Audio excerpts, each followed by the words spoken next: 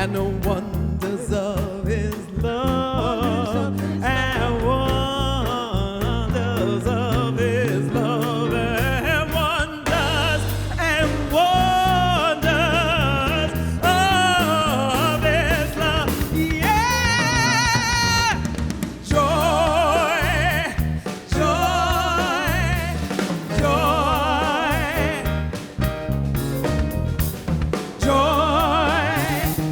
joy, joy. Happy dance.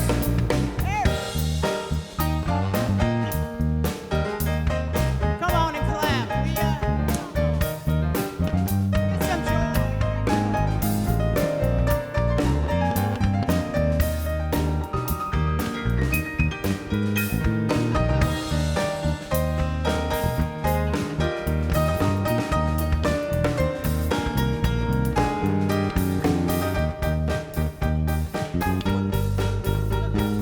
Wonders, oh wonders of his love.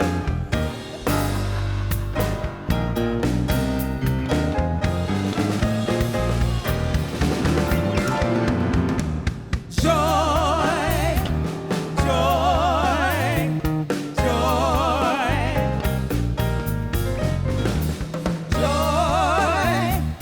joy,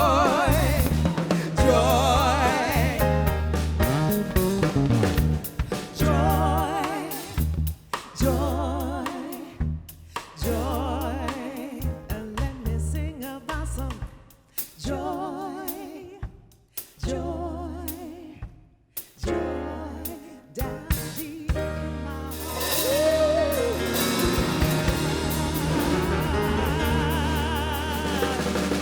my heart. Hardison, Eric Berlin, James, and Zach, and Belle.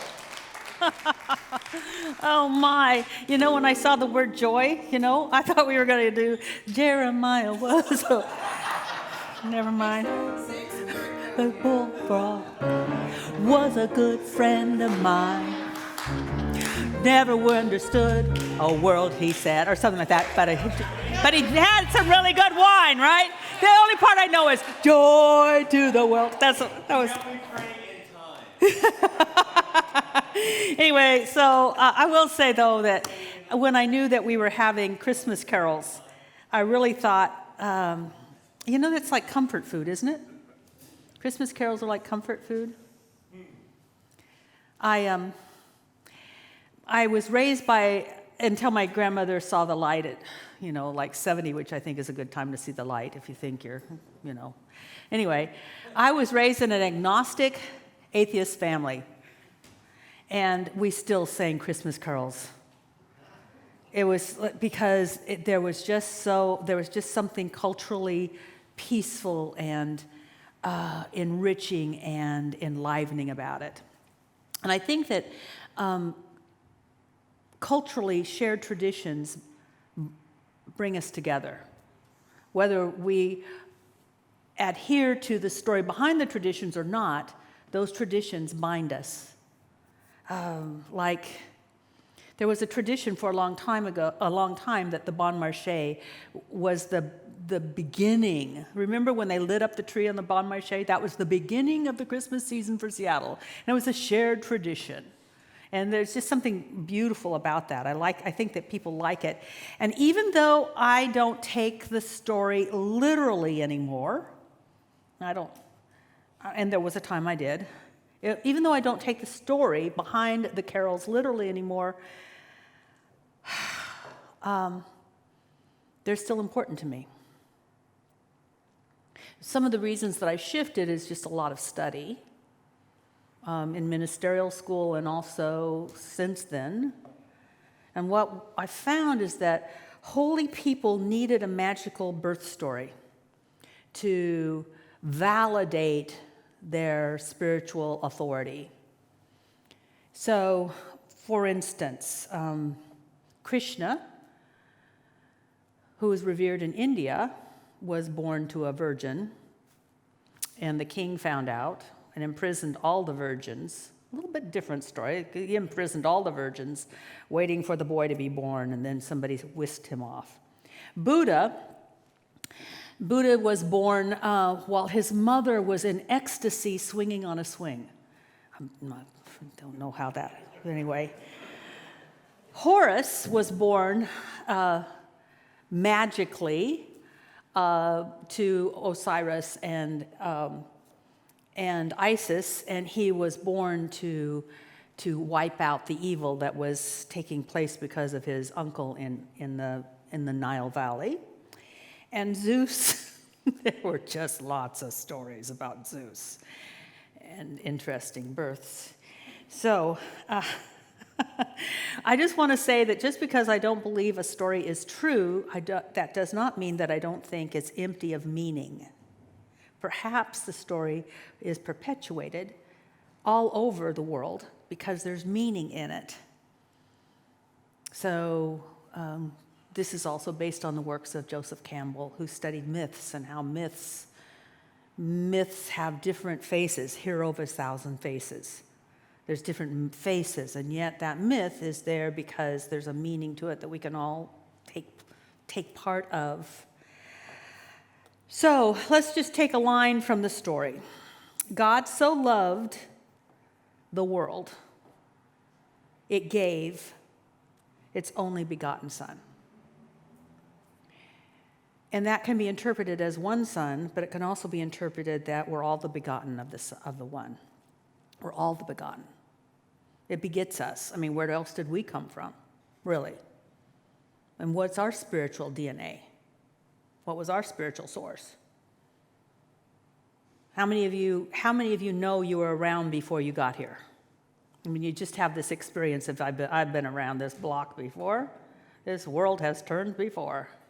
You know, that's why we come in, I think, with certain interests or talents, because we may have honed them somewhere else. Maybe. What if we were, now listen to this, I love this. God so loved the world, it gave. Now, let's just shift this a little bit, because what if this is our story? What if there was a story being told about our soul, and what if we were given to the world? God so loved the world, it gave the world us. You. I mean, to take that on, like, whoa. What if God so loved the world, it gave the world us because of love? Because it loved, and because of love, we became form. And what if we are here to express that love? What if we are, as our wonderful, oh dear, how can I just not see her face right now? I mean, I can see her face, know her story. She was a practitioner. She helped was on the election committee to bring me here. Ann Bach! Okay, thank you. I can know everything about somebody and forget their name. All right, Ann Bach. As Ann Bach would say, what if we really are a chip off the old block? And if God is love, so are we. We are love.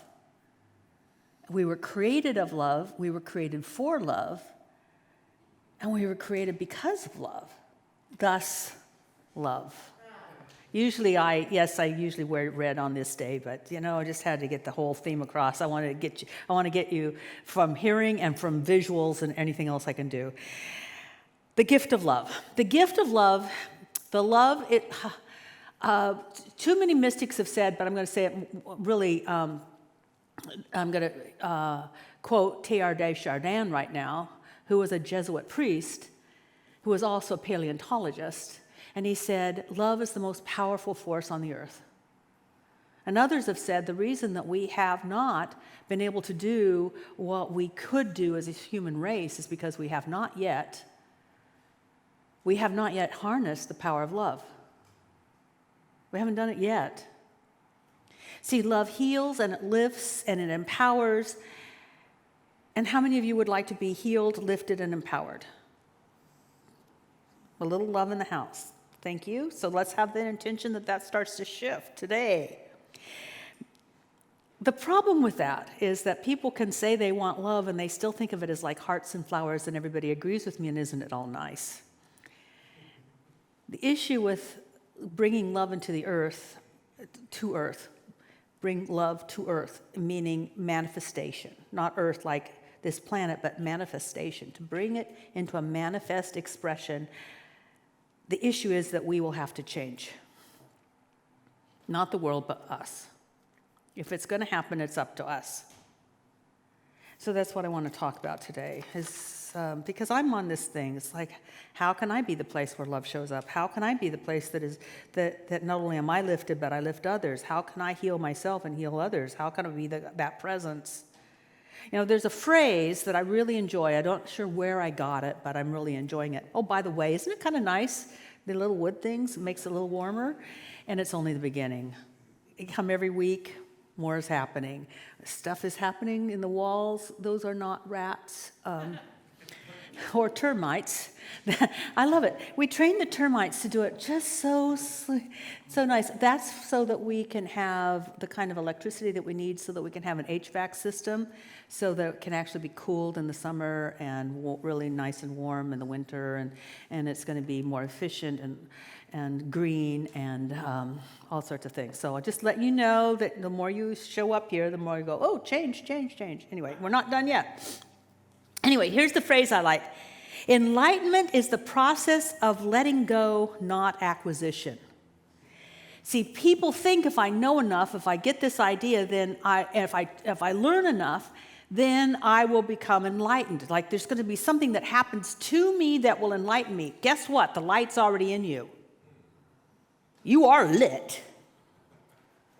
We're all lit. Some more than others, in a very strange way. But anyway, the light, you don't make that light. You are that light. You are the light of the world. Somebody just found out about it and said, I'm that. And then he also said, that same person, if we are to believe this story, said, greater things than these you shall do also. So enlightenment's not about the process of finally finding the light. How many of you are searching and seeking? You know, I mean, how many of you see yourself as a seeker? Well, stop and be found. Which means the process is about letting go of this thing and this thing and this thing and revealing the imprisoned splendor. Revealing, letting out the imprisoned splendor. It's been imprisoned by not our fault, but because of cultural identification, which is it's just little old me. And there have been great people, but then there's me. And there have been enlightened people, but then there's me. And then there's been prophets and messiahs and saviors, and then there's me. No, we got to let that go. But that's not what I want to talk about today. I want to talk about 3 habits that we have that keep love from naturally oozing out of us. Now, let me give you an example of what love does before I tell you what to do. Or suggest what to do, because nobody likes to be told what to do. We're not one of those churches. Do this. But I will suggest what is working for me. There was a time that I really disliked my father. And I thought he really disliked me. He had a way of talking that was really uncomfortable for a teenager and a young adult. It seemed like every time we would get together, he could size up what I was insecure about and then jab me with it. Just, no matter how much weight you lose, you're still going to have big hips. Thanks, Dad. Blah, blah, blah, blah, blah. How many times have you been married? And I was still in my early teens. I mean, not teens. 20s. Okay. Yeah, he was quite the comic. No, it was 20s. You know, it's like, oh yes, Dad. So thank you for noticing. Oh, and by the way, you never came to any of those weddings. But anyway. Well, it was kind of snappy like that. Only he said it and I didn't. So it was really hard to want to be with him. And then something happened. I'm not sure what happened. I think it's just the practice of doing my spiritual practice. And all of a sudden, I loved him.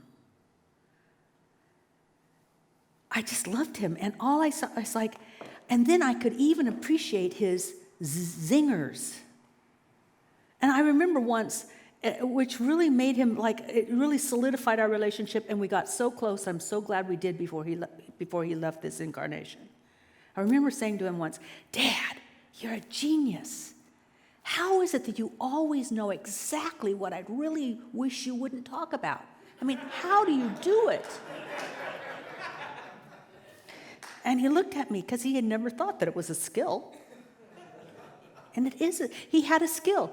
I have the same skill. I know, no, I don't zing, but I know what's going on in people's heads. And I know how to lead you out of that. My dad didn't know how to lead us out of that. So here are some things that help let love emerge. And then everything shifts. The first one, and it's, I think the biggest one, is to give up judgment. Just give up judgment. Oh, now, just take a breath. We'll pray about this later. I'm not talking about discretion. I'm not talking about evaluation like, there's so many billions of people on the earth. You get to evaluate who you want to spend time with. But when we judge those we choose not to spend time with, when we say that they are somehow not worthy or not whatever, when we see bad behavior and then equate that with bad people, that's a judgment. And when we know we've had bad behavior and then therefore associate ourselves as a bad person, that's judgment. Here's a judgment I'd had. A few years ago, there was a movie out called The Shack, and I'd read about it, and it was a great Christian movie. And since I was still a recovering born-again Christian, I didn't want to see it, and I thought, I don't need that stuff. I mean, they're just gonna, no, everybody's bad, and then you get to be saved for no reason.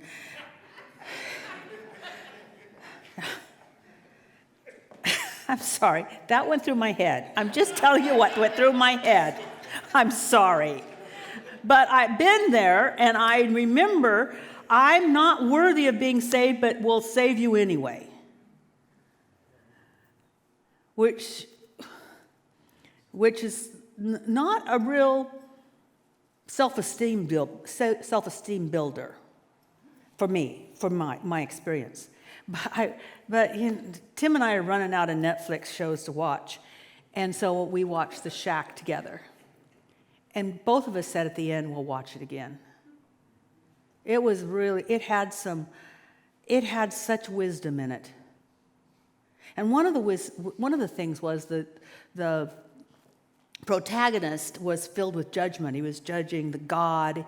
He was judging the person that had hurt his daughter. He was judging himself for not saving his daughter. He was, judgment all around. And he was taken to a cave. Interesting, a cave in mythology always means that deep part of yourself. Think of Star Wars. And what he met in the cave was wisdom. And wisdom said, you're full of judgment, so here, you sit on the throne and you judge. So he's ready. I could do a better job. And then she said, so here are these people. Now, who's going to go to heaven and who's going to go to hell? Oh, and so, by the way, here are your children. They're mad at you. They're not talking to you. He's sneaking out. He's doing things you don't want him to do. She's not being respectful, so who goes to heaven, who goes to hell? He says, I can't do that. I can't do that to the ones I love. And wisdom said, no, you have to, because you believe in black and white, so let's just do some black and white here. And he said, no, I'd rather go to hell myself than send them to hell. And she said, and that's probably what love does. Love would never assign, love can't judge. Love can't judge. And then he goes back and he's talking to God, that is this beautiful African-American woman. I forgot her name, but gosh, she's just cute. Just cute. God, Papa. And he said, why are you being so good to me after all the ways I judged you? And she said, that's what love does.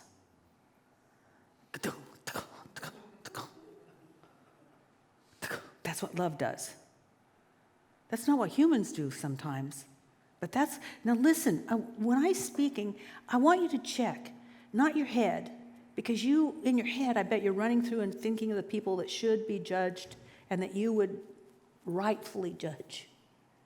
And yet, in your heart, I bet there's a part of you that just wants the relief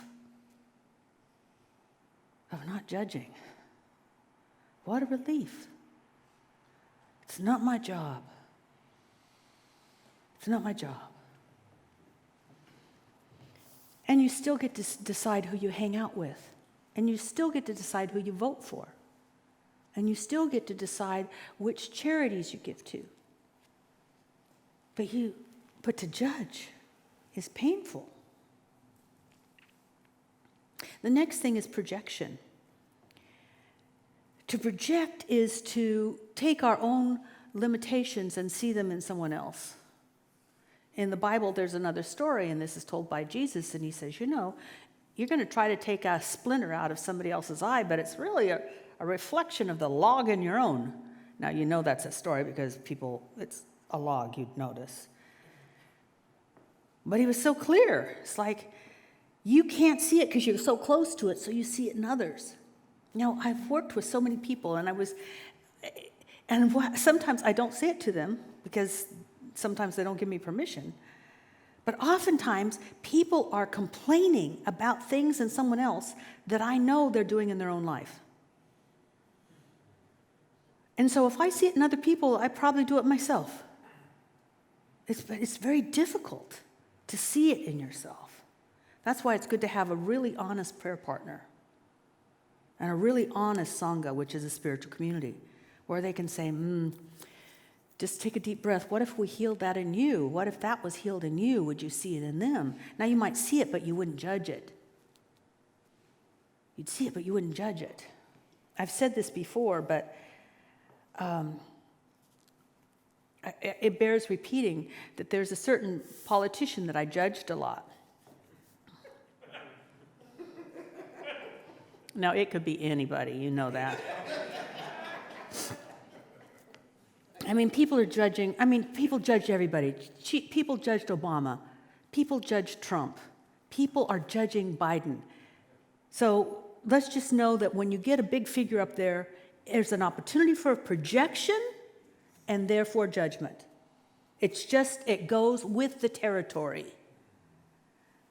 And I had to look at all the things that I judged them for, because the way I judged them was different than the way other people judged them. And when I saw what I was really, really, really judgmental about, there was a seed of it in me. I didn't act out on it, but it did reside in there. And if I wasn't a really good person, it would have come out. And how dare they let it out? They should control it like I do. Which brings me to the next thing, which is superiority. In religious and spiritual circles, it shows up as, I've got it together, poor thing, you don't. See, I had it together.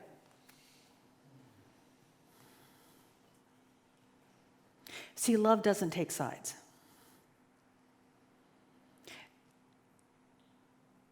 Love, which created our universe, sees the ant as important as the whale, and microbes as important as the cedar tree.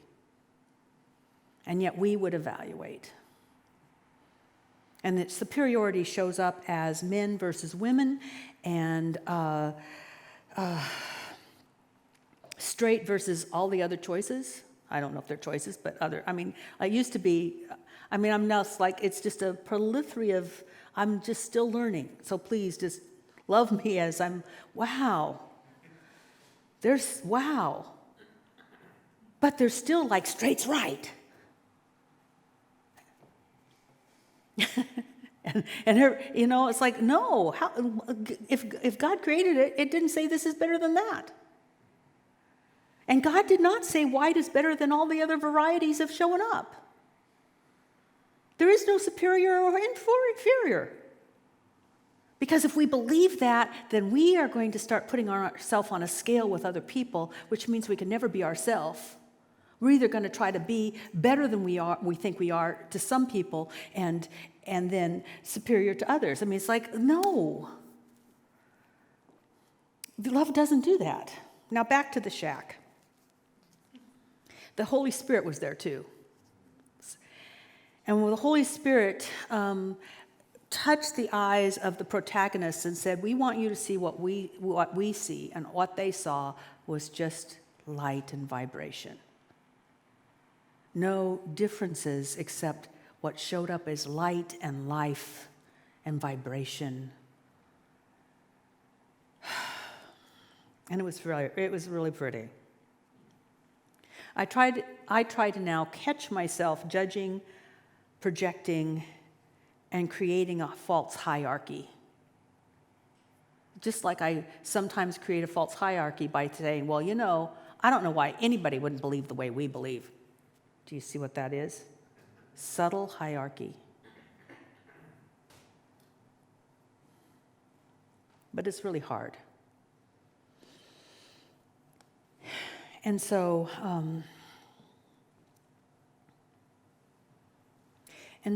what I've learned to do is just pray. I'm not sure how I learned to love my dad so much.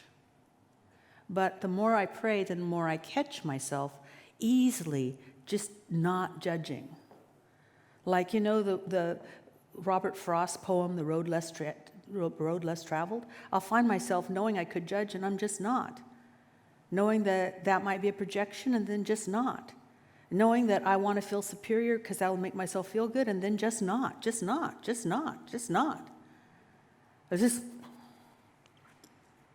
Because we think that the mind that we are thinking, but most of the time we're just regurgitating old thoughts. And we can get off that trap. How and why do I know that? It's because we're a chip off the old block. And love wins. So who's in for love? Let's pray. Let's just take a deep breath.